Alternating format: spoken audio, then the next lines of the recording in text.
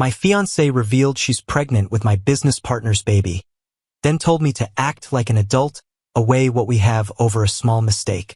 So I got my brutal revenge. Sup, Reddit. Never thought I'd be the guy sitting here at 3 a.m., typing out the complete collapse of his life with nothing but a bottle of soda for company. But here we are. Welcome to the dumpster fire. I'm 32, male, and I own a commercial HVAC company in Phoenix. Built it from absolute zero. When my old man died, the grand inheritance he left behind was a rusted Ford Ranger, $1,600 in gambling debts, and a toolbox so old half the equipment inside looked like it belonged in a museum. Real heartwarming legacy, right? 7 years later, after grinding every single day, the company now clears around $320,000 a year with 11 guys on payroll. Every callus on my hands has a story behind it. Every scar came from learning something the hard way. My fiancée, Jocelyn, 30, and I had been together for 4 years. She worked in pharmaceutical sales. Gorgeous doesn't even begin to describe her. The kind of woman who could walk into a dive bar and suddenly every guy inside forgot what he'd been doing 5 seconds earlier. Smart, ambitious, and expensive as hell. I bought her a $28,000 engagement ring with a custom setting. She said she deserved perfection. The wedding was scheduled for October, just 3 months away. I'd already dropped $7,000 on a resort venue in Sedona. Another 3 on a photographer who'd once shot a celebrity wedding, which apparently made him worth every ridiculous dollar. Meanwhile, I was pulling 14-hour days trying to make sure we started married life debt-free. That's just how I'm wired. I don't like owing people. I don't like loose ends. My business partner, Wade, had been with me for about 2.5 years. I brought him in to schmooze property managers and clients while I actually handled the technical side, fixing broken systems and keeping projects moving. Wade could sell ice to someone standing in a snowstorm. He had this smooth, effortless confidence that made people trust him within 10 minutes. At the time, we were chasing a massive contract servicing all the HVAC systems for a new casino resort near Tucson. Multi-million-dollar opportunity. The kind that changes everything. 8 straight months of building relationships, submitting proposals, undercutting competitors without bleeding ourselves dry. Wade handled the people. I handled the work. Perfect setup. Or so I thought. That Thursday started like any other day. I was scheduled to be stuck on a commercial job until around 9 p.m. A catastrophic chiller failure at an office building had turned the whole place into a nightmare. Some rookie maintenance guy had ignored warning signs for months, and now the entire system was fried. The building owner was threatening lawsuits because his tenants were basically melting inside 100-degree offices. My crew busted their backs all day. We replaced the compressor, flushed the refrigerant lines, rebuilt half the control system. By the end of it, my hands were raw from the heat, my shirt soaked through with sweat. At 4 p.m., we got the inspector out for emergency certification. He passed the system while acting like he was doing us the biggest favor in human history. By 5 o'clock, we were finally done. Sweaty, exhausted, covered in refrigerant oil and duct tape residue. But done. I figured I'd head home early. Surprise Jocelyn. Maybe take her to that overpriced sushi place she'd been hinting about for weeks. Honestly, I couldn't even remember the last time we'd had a real date night. When I pulled into the driveway, Wade's black Silverado was already parked there. That wasn't unusual. He came over all the time to talk business or go over client presentations. We'd been working on the casino pitch earlier that week. Still, something about it felt off. Why was he here when I wasn't even home? Then I walked through my front door. The living room was completely silent. Both of them were sitting on my leather sectional. Jocelyn on one end, Wade on the other. They weren't touching. They weren't even talking. They were just sitting there, like two people waiting to hear a death sentence. Jocelyn's eyes were swollen and red. Mascara had run down her cheeks in dark streaks. She looked like she'd been crying for hours. Wade couldn't even look at me. He kept staring at the floor like it held the answers to the universe. Every alarm bell in my body started screaming. "Hey, what's going on?" I asked, still holding my keys, my work boots tracking dirt across the floor. Jocelyn took a long, shaky breath. The kind of breath someone takes right before they blow your entire life apart. Adam, we need to talk. Her voice was barely above a whisper. I'm pregnant. My first reaction? Pure stupid joy. We talked about kids after the wedding, sure, but accidents happen. In my head, I was already doing the math. If she was pregnant now, the baby would probably arrive around our first anniversary. Honestly, perfect timing. I dropped my keys onto the table and smiled like a complete idiot. Babe, that's incredible. We're going to be parents. I started walking toward her. Why are you crying? This is amazing. That's when Wade finally looked up. The expression on his face is something I'll never forget. Guilt, fear, and underneath both of those, something else. A strange kind of defiance, like he knew he'd screwed up but also dared me to react. It's mine, bro, he said quietly. His voice cracked. The baby's mine. I'm sorry. The entire room tilted sideways. I grabbed the back of a chair to keep from collapsing. What did you just say? Wade swallowed hard before answering. It started about 6 months ago. We couldn't help ourselves. The attraction, it was just too strong, man. We never meant for this to happen. We tried to stop. He shook his head. We couldn't. I just stared at him. I couldn't even form words. Jocelyn's crying got louder, messy and desperate, filling the silence in the room. Adam, I love you. I do. I'm just so confused right now. I don't know what I want. She said it like she was the victim here. Like this whole thing was somehow happening to her instead of something she had chosen every single day for half a year. You don't know what you want? I repeated slowly, the words tasting bitter. You've been screwing my business partner for 6 months, and you don't know what you want? It's not that simple. Actually, Jocelyn, I said quietly, it's exactly that simple. And then came the part that still makes me want to put my fist straight through a wall. Wade leaned forward, hands clasped together like he was about to pitch me a business deal. Look, Adam, I think we can work this out. I laughed. Actually laughed. Work this out. Our friendship, our business partnership, they're too valuable to destroy over this. We're all adults here. We can navigate this maturely. Jocelyn nodded along beside him like he was reciting poetry instead of the most delusional garbage I had ever heard come out of someone's mouth. Maybe we could postpone the wedding for a while, she added softly. I could keep living here while I sort out my feelings. While you sort out your feelings. I stared at her. You said it back to her flat dead in my house that I pay for. How long? I asked Wade directly. Exactly how long? He hesitated for half a second. 6 months. 6 freaking months. Right when we had landed the biggest contract of my entire career. That $1 million office complex that was supposed to put us on the map. While I was working 16-hour days building our future. Sleeping 4 hours a night. Eating gas station sandwiches for dinner. Grinding myself into dust. My fiancée had been sleeping with my business partner in my bed. 12 weeks pregnant, I said quietly, doing the math out loud. So you got pregnant about 3 months into the affair. Neither of them said anything. And suddenly a memory hit me. New Year's. I'd worked straight through until January 2nd. Came home completely exhausted. Handed Jocelyn the diamond tennis bracelet she'd been hinting about for months. And then I went straight back to work on the 3rd because we had an emergency call. While I was killing myself for our future, they had been together. While I was building our life, they were building their own. I turned back to Wade and just looked at him. Didn't say anything. Just let the silence stretch until he started squirming under it. Finally, I spoke. Get out of my house. I didn't yell. I didn't scream. My voice came out flat and dead, so calm it didn't even sound like it belonged to me. Wade stood up slowly, his hands raised like I was pointing a gun at him. Adam, come on. Let's talk about this. Our business is too important to destroy over personal complications.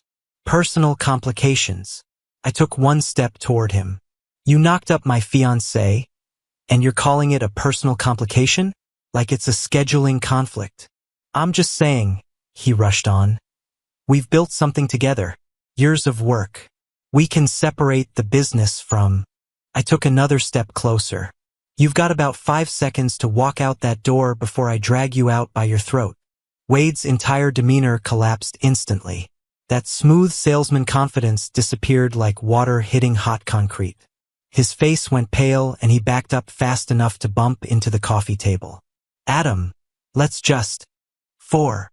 This is crazy, man. We can. 3. He snatched his keys off the counter and practically ran for the door. Didn't even look back at Jocelyn. Didn't say goodbye. He just bolted. The door slammed behind him, and a second later I heard his Silverado peel out of the driveway like his ass was on fire. Funny how fast that brotherhood disappeared when things got real. I turned back toward Jocelyn. She was still sitting on the couch, frozen in place.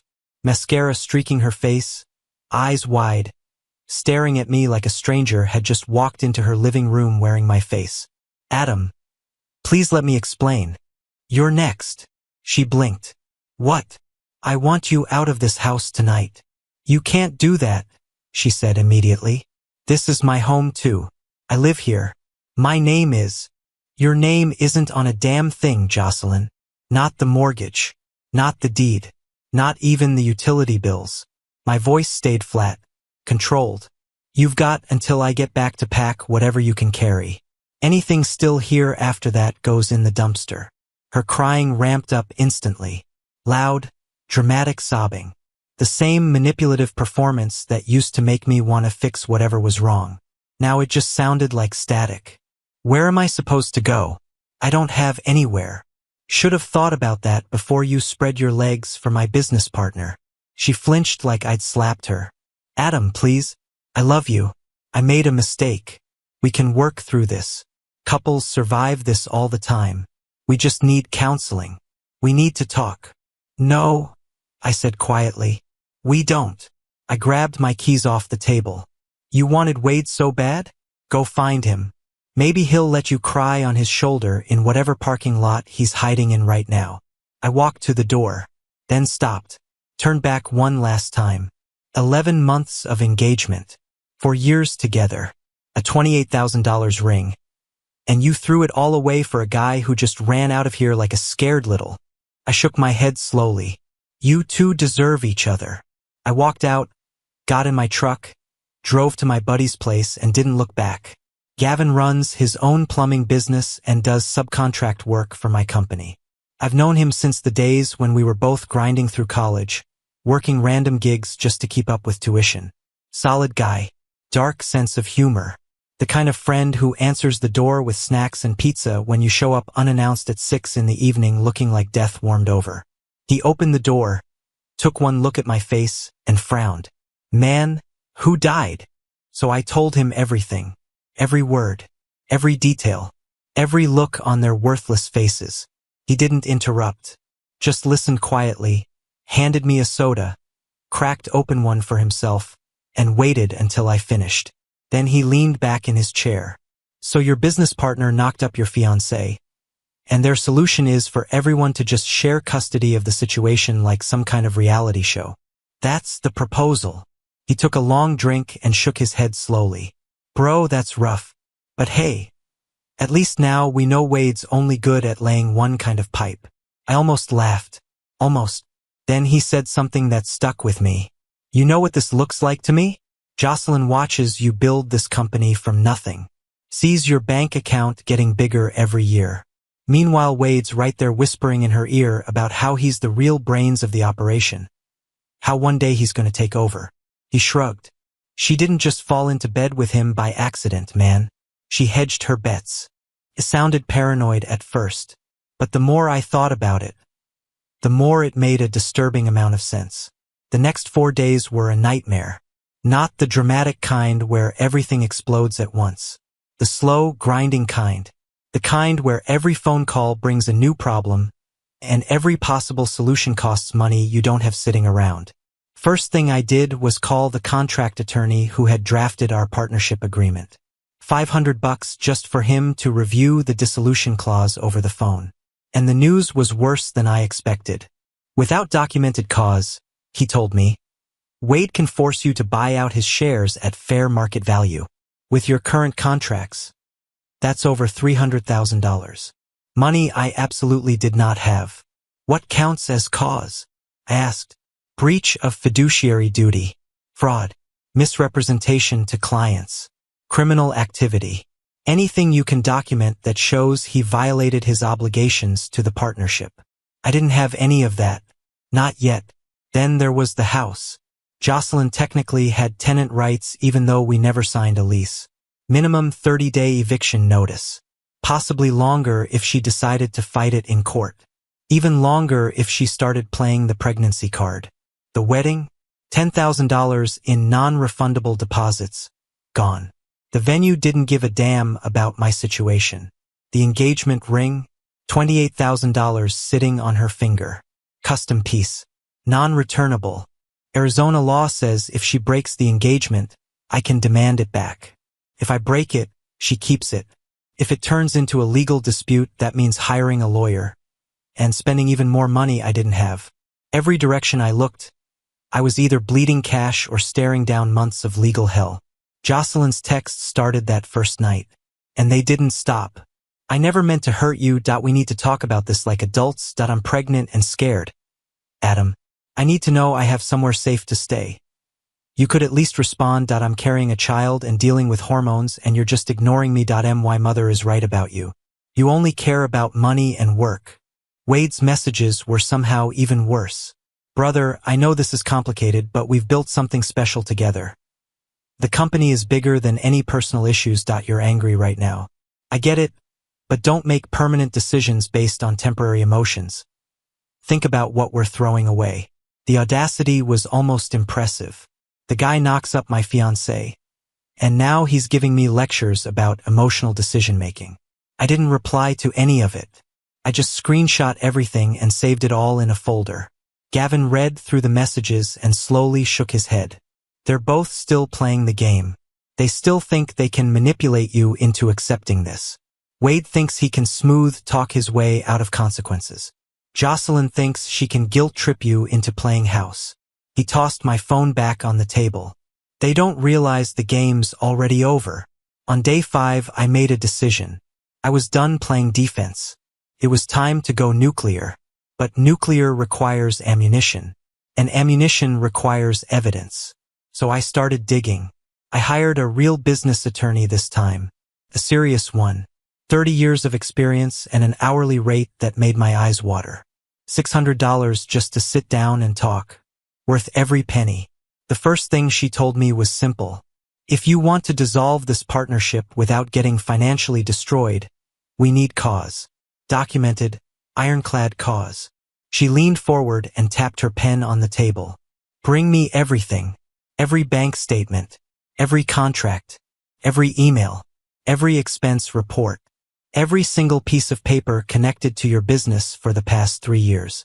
So that's exactly what I did. I spent 4 straight days going through every financial document, every email thread, every receipt I could find. Gavin kept bringing over Chinese food and energy drinks while I worked late into the night. His dining room table slowly disappeared under stacks of paperwork because I still couldn't bring myself to go back to my own house without wanting to burn it to the ground. The first night, I focused on expense reports. Just endless credit card statements and receipts. And pretty quickly, I started noticing patterns. Charges at expensive restaurants I'd never been to. Always on nights when I was working job sites. Hotel rooms booked in cities where we didn't even have clients. Car rentals when Wade already had a company truck. I found a $612 charge at Steak 44 on the exact same night I was on a rooftop unit in Mesa until midnight. The second night was emails. Thousands of them. Wade had been sloppy, using his company email for everything because he never once thought I'd actually go looking. I found conversations with Jocelyn planning their hookups. One email subject line simply said, "Tonight," sent at 3:00 p.m. on a Tuesday from his company address. The body of the email read, "Adam's working late again." The third night was contract documents. That's when I found WD's emails to clients positioning himself as the real boss. Not just one or two, dozens of them. In one email, he straight up called himself senior partner and said I handled the technical execution. It was a systematic campaign to undermine me while I was busy keeping the business running. The fourth night was bank records. I cross-referenced every expense Wade had charged to the company against our actual business needs. Every lunch that turned out to be a date with Jocelyn. Every client meeting that was actually him playing golf with his buddies. Every business trip that had no corresponding client or contract. I found a trip charge to Dallas. Hotel, rental car, meals with zero matching calendar entry. No proposal. Nothing. What I found changed everything. Wade had been embezzling. Client dinners at steakhouses I never approved, sometimes $600 a pop, charged straight to the business account. Golf outings at country clubs, $300 or $400 each, a couple of times a month. A networking trip to Vegas that cost $4,800, including a suite at the area, VIP club fees, and room service charges that made my head spin.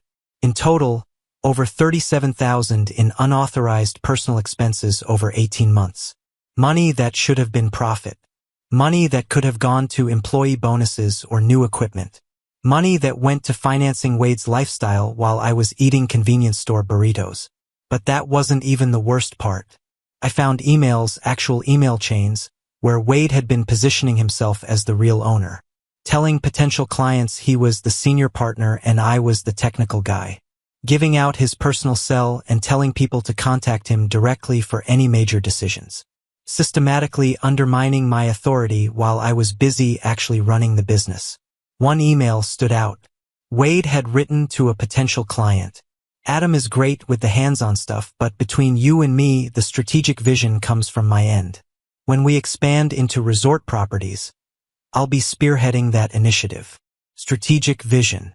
From the guy who couldn't identify a compressor if his life depended on it. My attorney's eyes lit up when I showed her everything. This is embezzlement and breach of fiduciary duty, she said, flipping through the expense reports.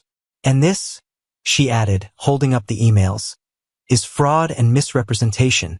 We can use this to dissolve the partnership for cause. I asked what that meant for WD's stake. For cause changes everything, she said. It turns his 40% from a payday into a negotiation. We calculate his equity based on company value before these current contracts. His stake right now may be $100,000. If we'd done this after your casino deal closed, over $300. WD's inability to keep it in his pants was about to cost him $200,000. That same week, I served Jocelyn with formal eviction papers. I had a process server deliver them while she was home. I made sure everything was done legally. Arizona law required 30 days notice even though she wasn't on any lease or mortgage. My attorney was crystal clear. Do not lock her out. Do not change locks while she's legally residing there. Do everything by the book or she'll have leverage. So I did it smart. I moved everything valuable to a climate-controlled storage unit. My grandfather's watch collection, power tools, important documents, anything irreplaceable. I installed security cameras in every room, the kind that upload footage to cloud storage automatically. I changed every password on every account. Set up a new email just for communicating with her. Documented everything. Then I told her she had 24 hours notice for final walkthrough and belongings retrieval. She went absolutely ballistic. Texted me 63 times in one night. I counted. She called my family. Started running a smear campaign online about how I'd abandoned her during pregnancy, how she was homeless because of my cruelty, how I'd shown my true colors. Her friends left comments calling me every name imaginable. Her mother called crying, asking how I could be so heartless to an innocent woman carrying a child. I didn't respond to any of it. I just forwarded everything to my attorney for documentation. Wade tried to corner me at the office the following Monday. He showed up at 6:30 a.m., before anyone else arrived. Probably figured he could intimidate me one-on-one.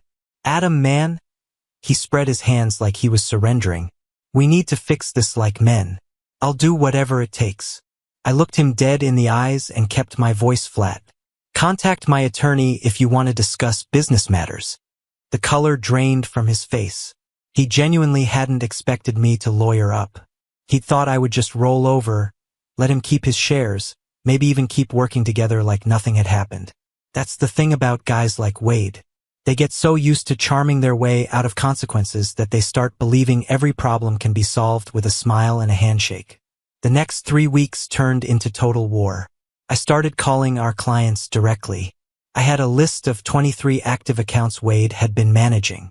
I kept everything professional, explained that Wade would no longer be representing the company due to internal restructuring related to ethical violations, and told them I would personally oversee their projects going forward. The responses were mixed.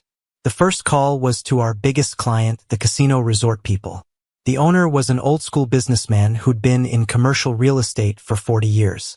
"Thank God," he said the moment I explained the situation. "I've been wanting to say something for months." Wade always felt off, too smooth, made promises that didn't add up, then acted offended when I asked questions. "We only tolerated him because we trusted your work, Adam. Your reputation speaks for itself." Most of the other calls went smoother than I expected. One property manager told me she'd complained to Wade about him showing up late and smelling off. Wade had told her I knew and approved. Complete lie. I was there at 6 in the morning every day while he rolled in at 10. A few clients needed convincing. One medical office owner wanted documentation before making any changes. Fair enough.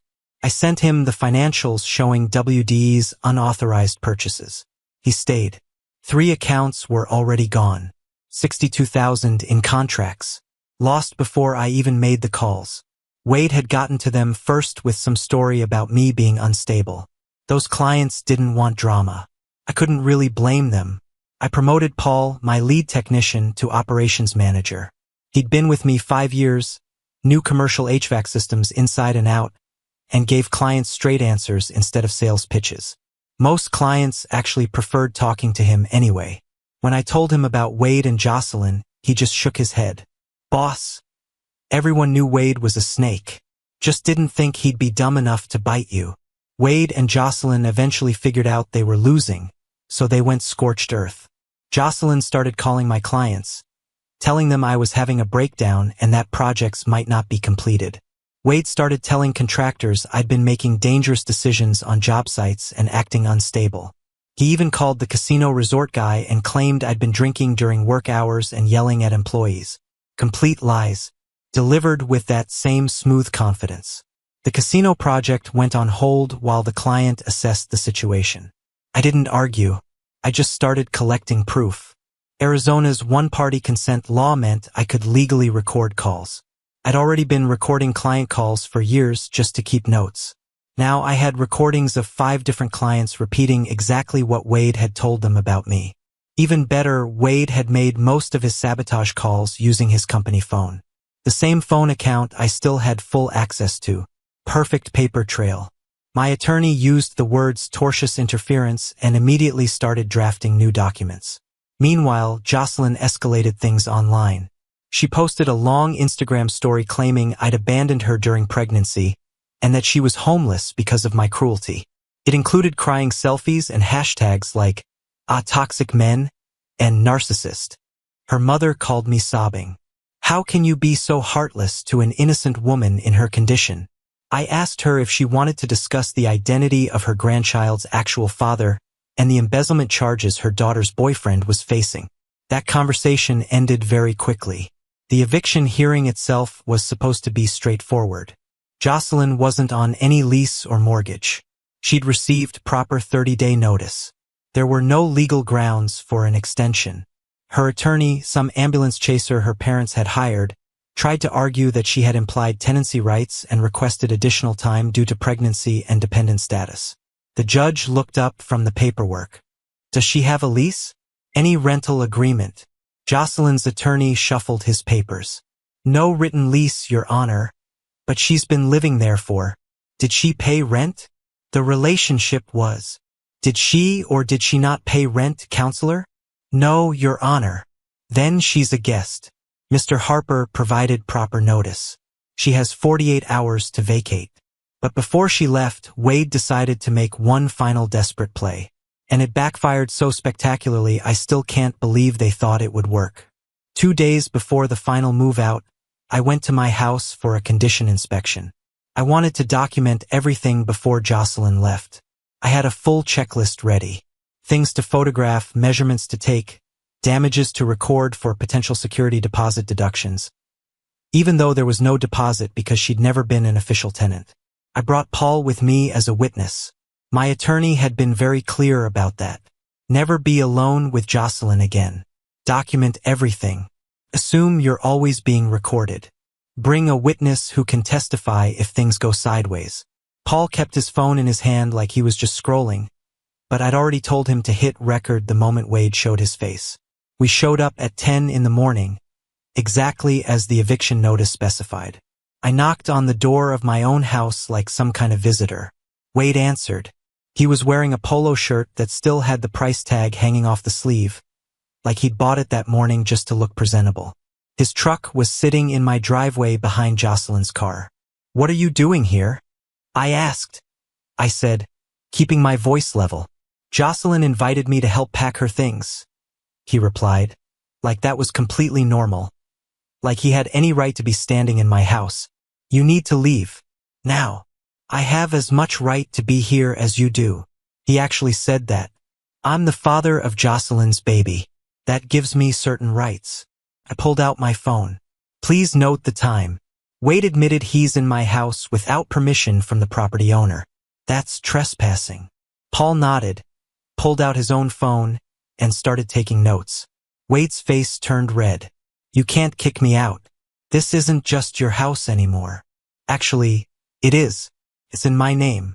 Mortgage is in my name. Jocelyn has 48 hours left as a legal tenant. You have 0 time. Leave now or I'm calling the police." That's when Jocelyn came out from the bedroom carrying a box of my stuff. My grandfather's coin collection. The one I kept in the back of my closet. The one worth about $6,000. The one Wade probably told her to grab, thinking I wouldn't notice. "Put that down." I said it's mine, she snapped. She had this entitled look on her face. "You gave me access to everything in this house. That means it's community property. We're not married. Community property doesn't exist for us. Put it down." Paul already had his phone up, recording everything.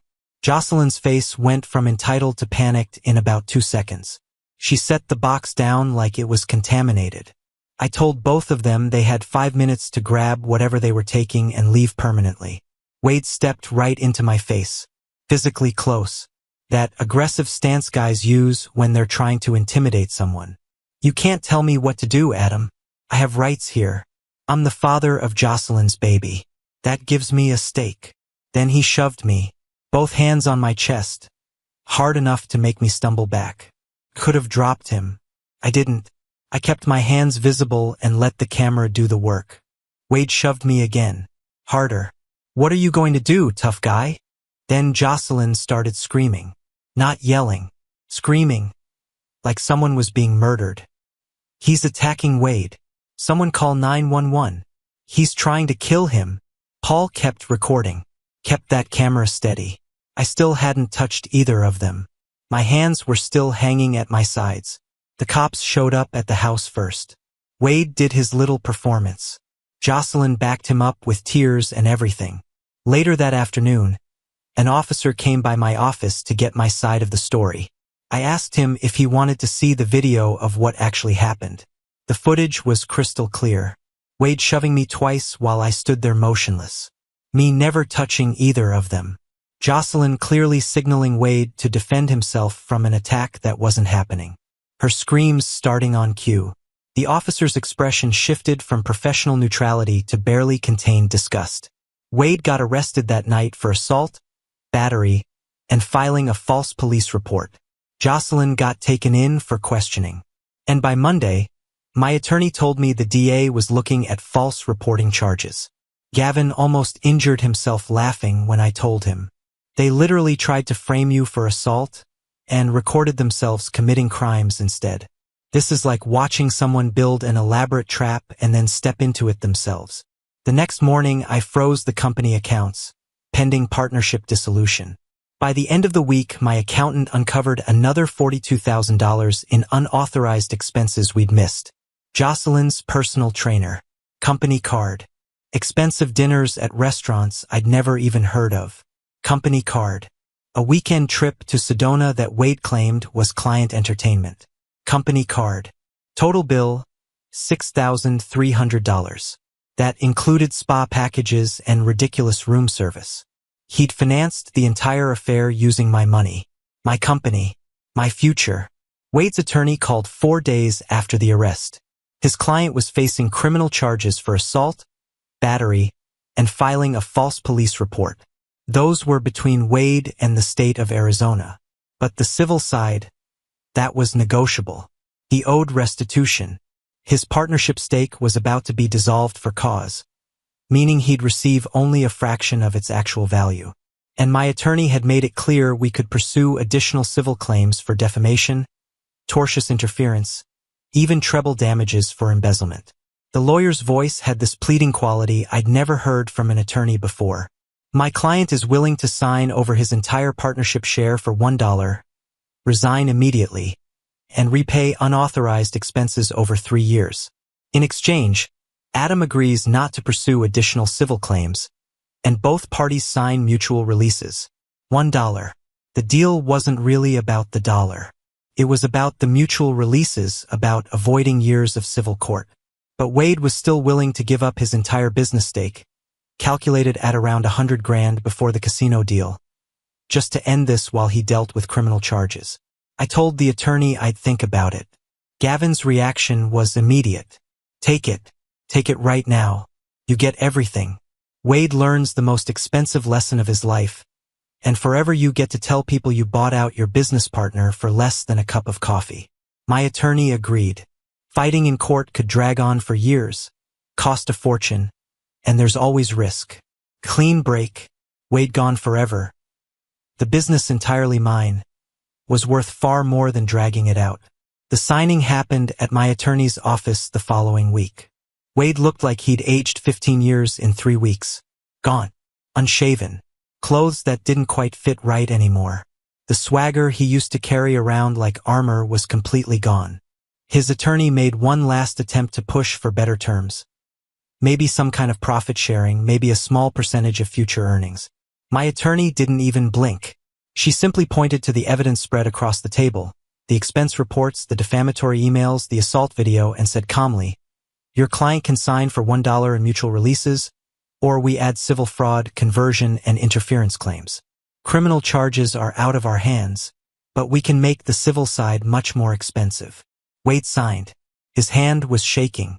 Gavin had insisted on being there as my business consultant, and when Wade walked out, Gavin leaned back in his chair and called after him, "Congratulations. You just set the Arizona state record for most expensive affair. 6 months of sneaking around cost you $100,000 and a career. Hope it was worth it." Wade didn't look back. Jocelyn's situation unraveled even faster. Her parents started calling, demanding to know what charges their daughter was facing. I sent them the police report, the eviction filings, screenshots of her social media posts, and documentation of the property damage.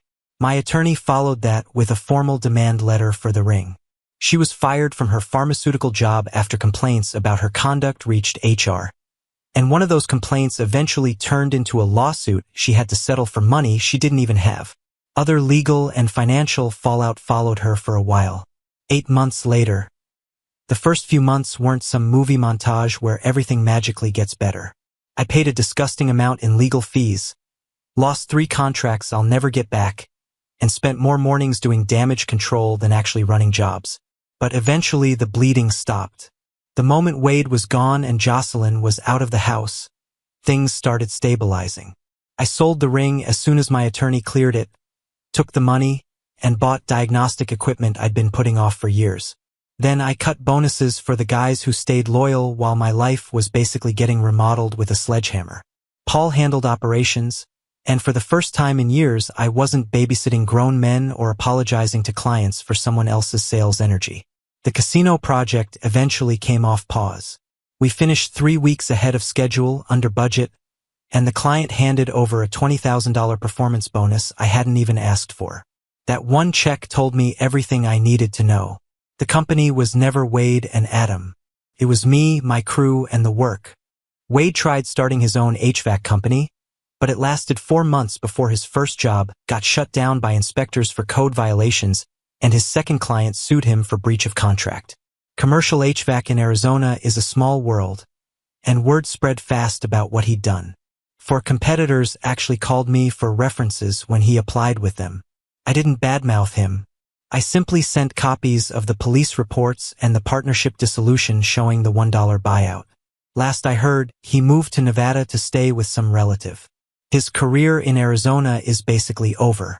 Jocelyn ended up losing custody of her baby to her parents after getting arrested for shoplifting baby formula while driving a leased BMW. Turns out being unemployed, facing fraud charges, and drowning in debt doesn't exactly help your case when a judge decides whether you're a fit parent. Then last month, both of them showed up at my office without an appointment. Paul saw them first and came into my office looking like he'd just seen a ghost. "Boss, Wade and Jocelyn are in the lobby asking to see you. Want me to call the cops?" Part of me wanted to say yes, but another part of me, the darker, more curious part, wanted to hear what they could possibly say after everything. "Let them in," I told him, "but stay in the room and record everything." When they walked in, they looked like completely different people. Wade had lost at least 40 pounds, his clothes hanging off him, hair thinning from stress. Jocelyn was wearing cheap Target clothes and had dark circles under her eyes that no amount of makeup could hide. They both looked completely broke. Wade started with a rehearsed speech. "Adam, man, I know things ended badly. I've been doing a lot of soul searching, and I think if we could just put aside the personal issues and focus on the business opportunity, we could build something even bigger than before." I just stared at him. Jocelyn jumped in quickly. "I made terrible choices, but that doesn't mean we can't move forward. You're doing so well now. Maybe there's a way we could work together professionally. We could bring value to the company." I let the silence hang in the room and watched them squirm. Wade pulled out a folder, actual printed materials, like this was a real pitch meeting. "We're proposing a 3-way partnership structure. You maintain majority ownership, but Jocelyn and I would each get 15% equity in exchange for our labor and client relationships. We'd need company vehicles, and you'd need to cover our legal expenses so we can focus on building the business." I stood up slowly. "You're asking me to fund your consequences?" "No." Wade's face went pale. "Adam, please." I cut him off. "Paul, escort them out." Jocelyn started crying. "We have nowhere else to go. My parents won't help us. Wade can't find work." "That's your problem," I said. "You built this. Now you live in it." Wade tried one last desperate move. He looked at me and said quietly, "Remember what we built together? That has to count for something. It counted when I bought you out for $1. We're done here." Paul stepped forward. They just stood there for a moment, finally realizing there was no angle left to play. Then Jocelyn started full-on sobbing, and Wade wore that broken, hollow look on his face. Gavin, who'd been pretending to review paperwork in the corner, muttered under his breath, "Maybe next time. Don't mess where you eat." They left. 2 adults in their 30s, crying in my parking lot because they finally understood some mistakes can't be undone. I felt bad, maybe 15 seconds worth. Then I went back to work. As for me, I'm 33, debt-free, the company is stable, Paul's running operations, and I don't wake up with that knot in my stomach anymore. Wade and Jocelyn made their choices. Now they live with them. Game over. Guys, we are so close to hitting 1,000 subscribers on this channel. If you're not subscribed yet, please consider it. It really helps us reach that milestone. Thanks for making this dream come true.